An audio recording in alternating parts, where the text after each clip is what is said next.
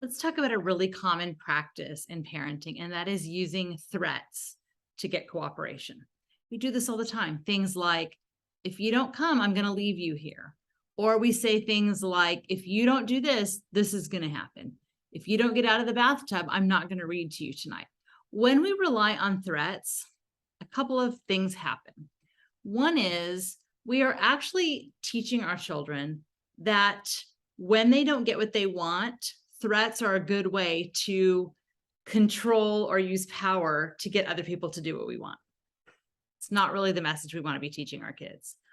But more than that, it stops being effective at some point. And what are you going to rely on when they're teenagers and you say, you can't go out this weekend?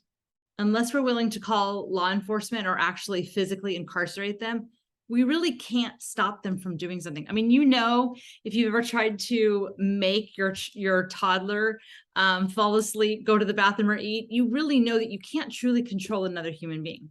So at some point you will definitely lose if you're going to go the threats route, unless you're going to call law enforcement or incarcerate them.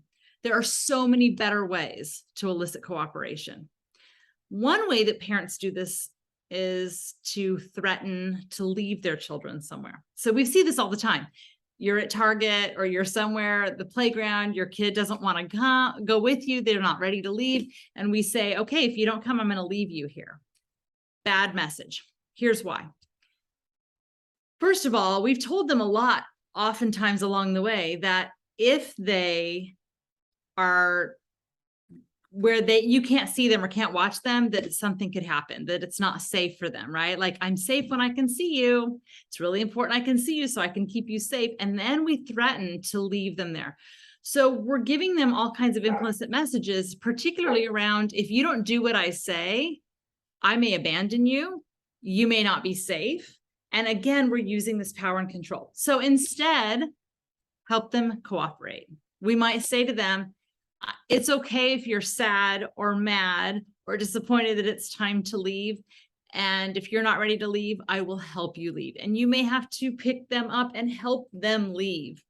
And you can still empathize. I know you really wanted to stay, didn't you? That's so hard. And know that as development unfolds, they'll be able to handle those kinds of things. You won't have to, help them in the same kinds of ways over time. But using threat will always be a lose game for parents in the long run. And in the meantime, we're teaching them all kinds of things that we may not want them to learn.